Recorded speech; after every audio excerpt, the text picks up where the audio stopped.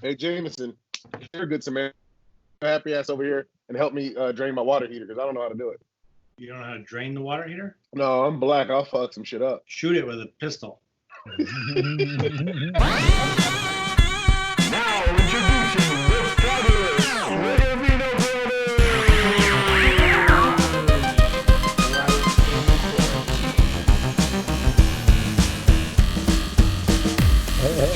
Only Jamison could use the word pistol and get away with it. Like, that sound like a crazy person. Adam Rain said the word pistol. He'd have to say it like this. Well, you got to shoot it with a pistol. Get out your six-shooter. Grab your peacemaker. You got to get your sidearm. Say it, Gene. Do me. Do it again. All right, ladies and gentlemen, welcome to the fabulous Swigga Vino Brothers and Adam. This is the Life in Quarantine Times, and our special guest today is Anthony Jamison from the Sand Dollar. What's going on, brother? Sounding boys. I love the hat, the glasses. What were you saying about it, Gene? I don't really want to say it again, if I got to be honest with you, but yeah, keep not the great. material fresh. Right. I like it. So, babe, what's been going on? Very casual. Hey, have you been? What's new? Somebody segue this. Hey, Jamison, J-Mo. Can we do 2 shows with you to this one and like one more like 3-4 days? I got nothing but time, baby. I go Cool, because this is gonna be just a regular Swigga show. Since we're not doing the coronavirus show today, how's the home sex good? You guys getting tired of each other yet, J-Mo? My wife's not tired of me just yet, but she's getting there. My wife's probably tired of me. We moved in Bro. weeks before the shutdown, so Oh yeah, you have a new house, right? Yeah, nothing but construction and cooking and drinking. Construction. That is exactly like that here. Dude, I don't know what the fuck I'm doing over here. I used some putty 6 days ago on my wall, and it still ain't dry. I don't know what the fuck's happening. These hands aren't built for this shit. Can build in Gene, the what are ground. those hands built for? Jerking meat. I was made for loving you, baby.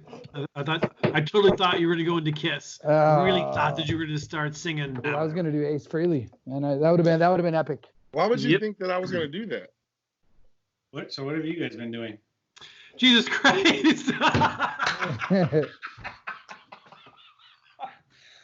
Gene, where do you call it? I'm in my garage. So it looks like the trailer I grew up in, and the wood panel. That's what this is.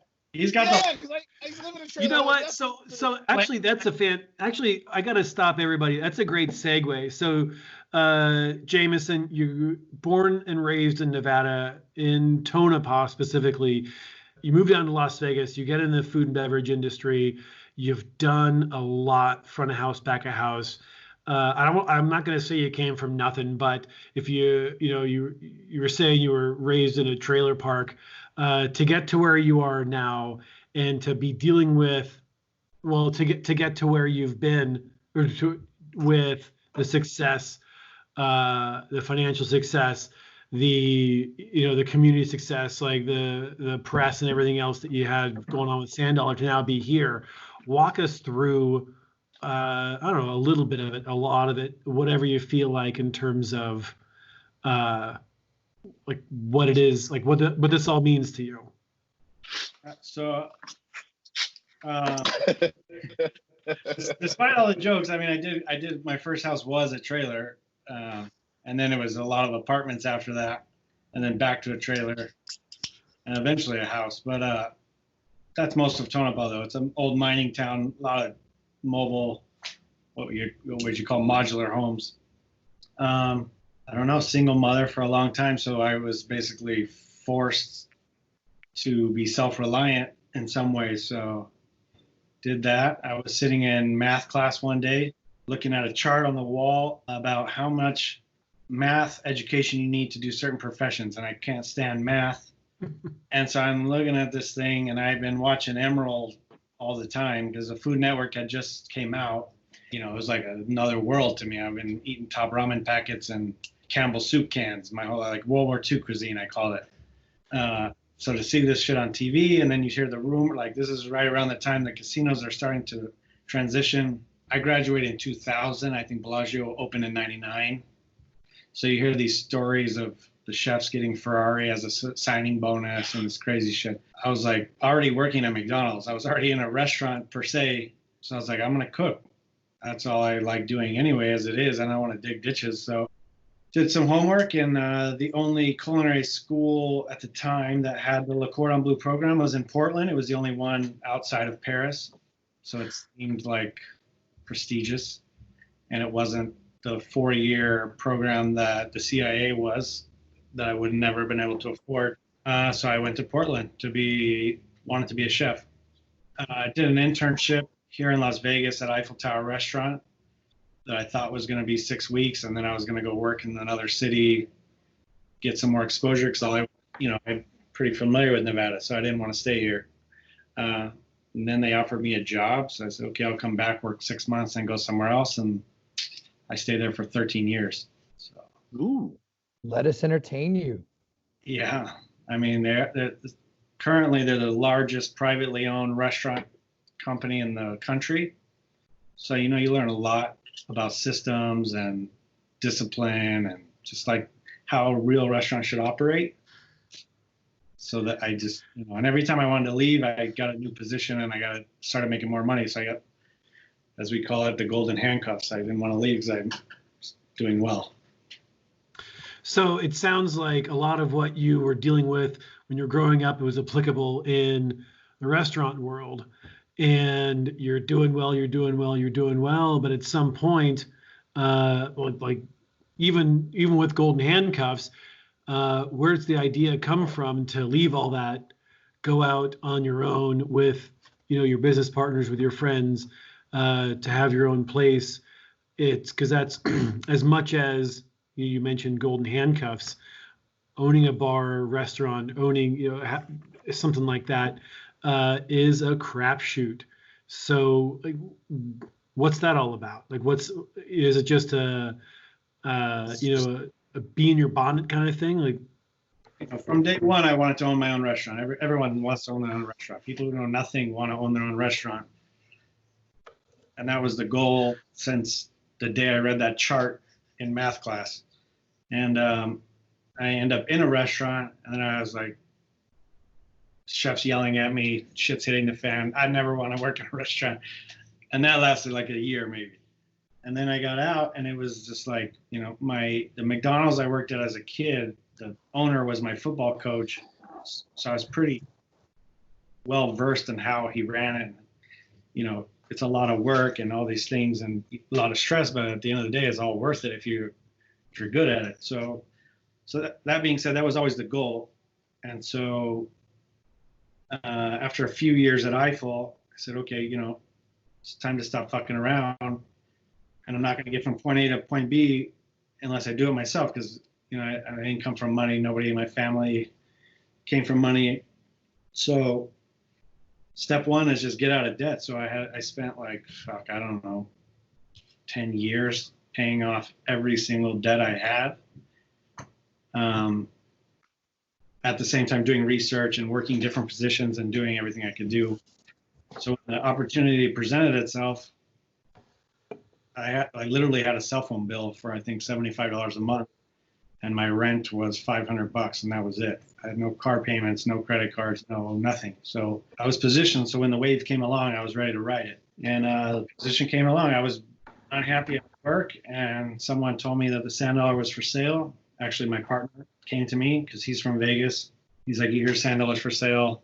I said, oh, no shit. Well, that place is a shithole, like whatever. Location's great, but it's failed so many times. Didn't think twice about it. Then I proceeded to have like a horrific shift at work. So then I was up all night laying in bed like, let's buy the Sand Dollar. Like, if you can't make it work with that address, then we're in the wrong business. So that's really how it came about. Tell us about the first couple years at Sand Dollar. I know definitely wasn't easy, like the amount of work that you put in, and how many times did you have to kind of shift gears as well and be able to like change course, if at all? Change course, I'd say never. Like I'm fairly stubborn, and I have two partners that are pretty well versed in the business itself as well. So we said, this is what we're going to do, and this is how we're going to do it. And basically, fuck off if you're not down with it. We had to inherit a bar that had a 40-year history of bikers and fights and pretty rough crowd. And to take that crowd and convert them into the modern cocktail world and craft beer, you're going to lose. There's going to be casualties. It's no longer 50-cent beers, So we stuck to our guns. And then the same thing with the people who are, I'll say pretentious, but like craft cocktail nerds that are like, oh, fuck that place. It's loud, it's smoky, it's crazy. So be it, man. There's another bar down the street, like no sweat off my back. So we just kind of stayed what we set out to do from day one. And we didn't change course at all, really.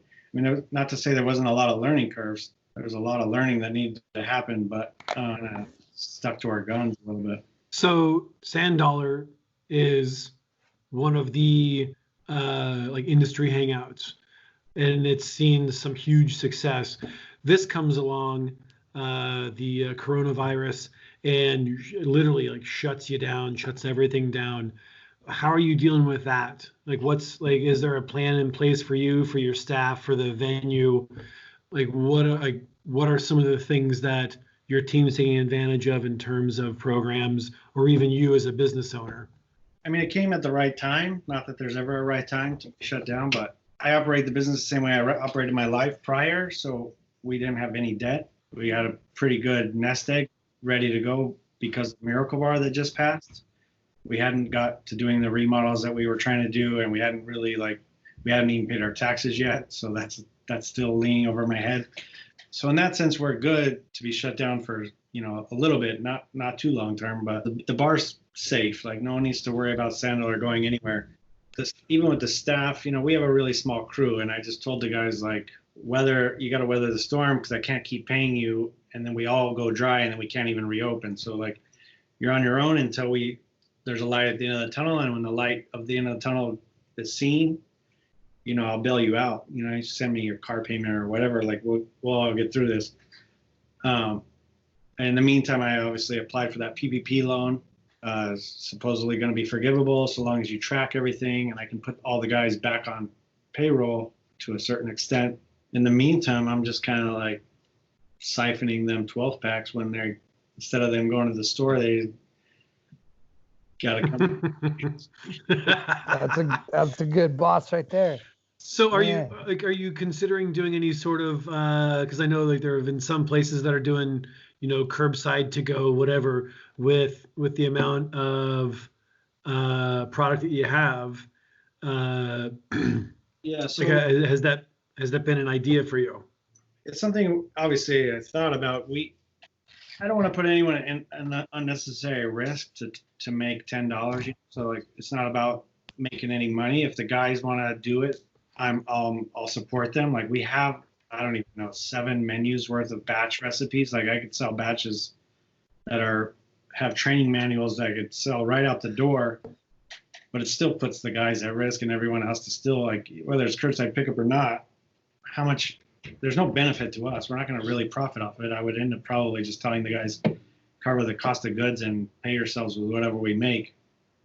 But I don't think anyone on our team is really interested either. Like, nobody wants to be dealing with strangers. Maybe that'll change in a couple of weeks.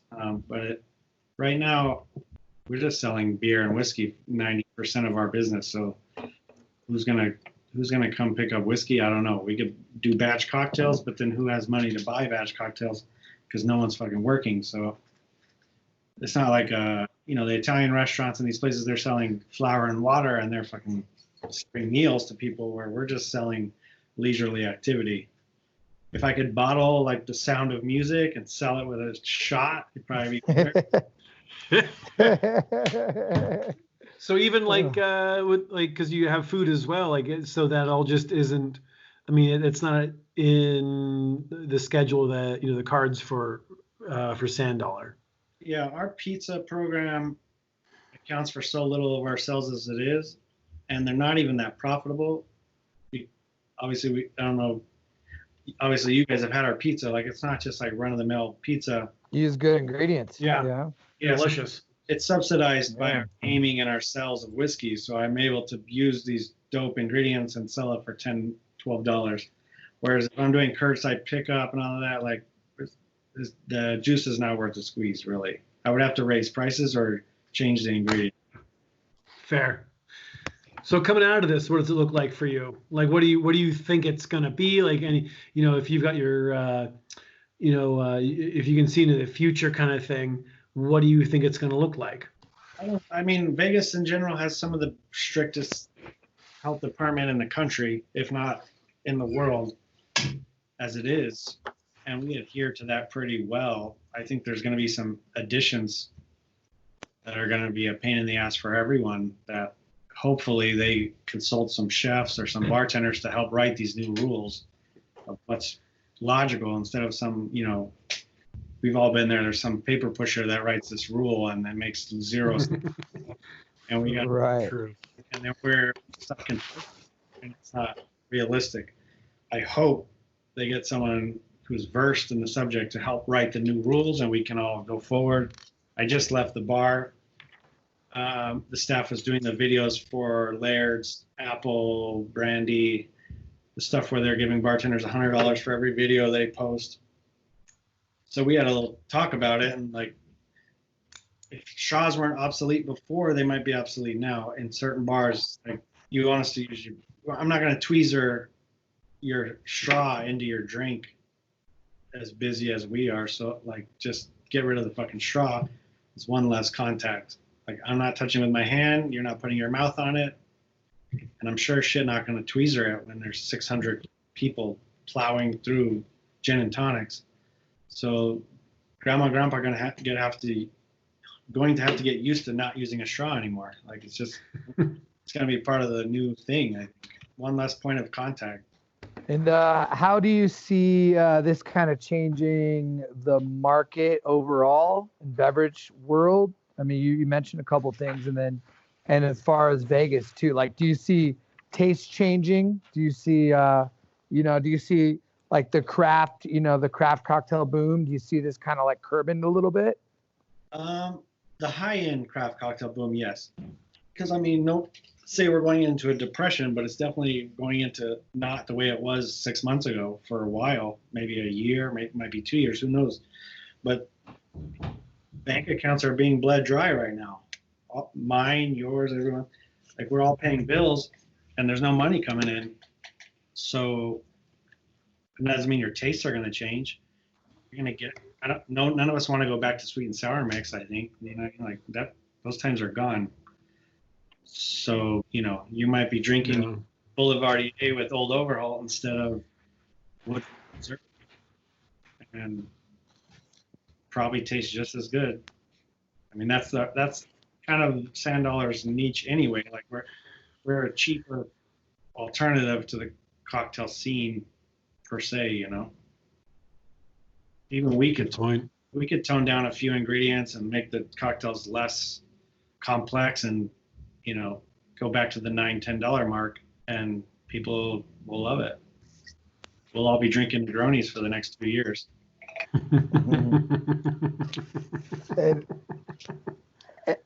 And how do you feel about, or what's your impression about, like, the Vegas food and beverage community? I know they've been a big supporter. You've been a hub. Sandollar's a hub, and it's long been iconic, but it's even more so now. So how do you feel this has affected our food and beverage community, and like our ability to come together? I want to say this in the most loving way, because I'm guilty. I think most bartenders, chefs, restaurant workers in general, we practice like a level of cleanliness that doesn't exist in other professions, and we're exposed to people from all over the world being here naturally, and we always have been. So we have like less fear of gathering, to be cramped into each other. We're not as like nervous about it as others. So in that respect, we're going to bounce back really strong. It's the day walkers that I worry about. The day walkers. So, Jamison, for those not in the know, what's a day walker? Day walker. Civilian. Yes. Is it A civilian. Well, it's that 9 to 5 life, you know, that we all gave up, you know, like go to work at 8 a.m., get off at 5, Saturday, Sunday off. Like it's Watch Seinfeld at night. The normies.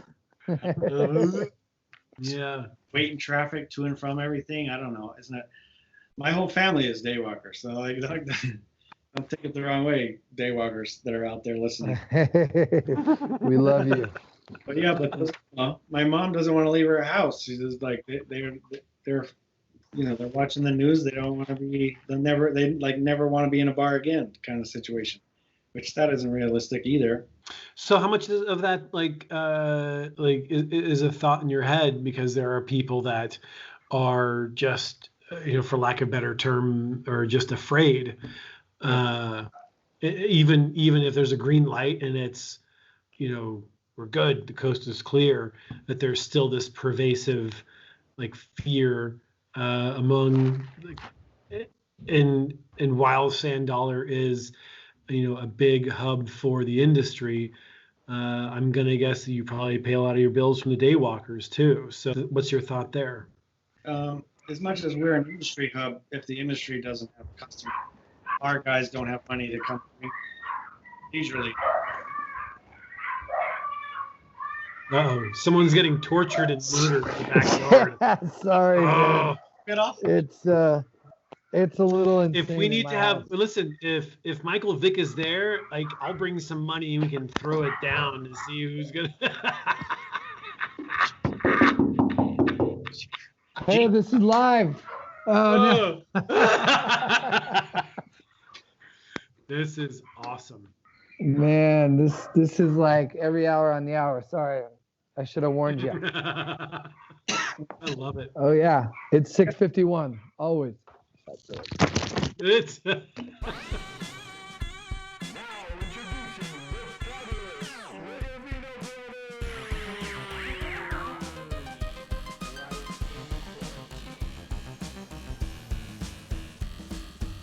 I still have these beautiful flowers on my screen. You have to exit full screen. Should be, if you're on your computer, should be the top left, and it should be an X if you just exit out. This is a baby boomer conversation if I've ever heard of one.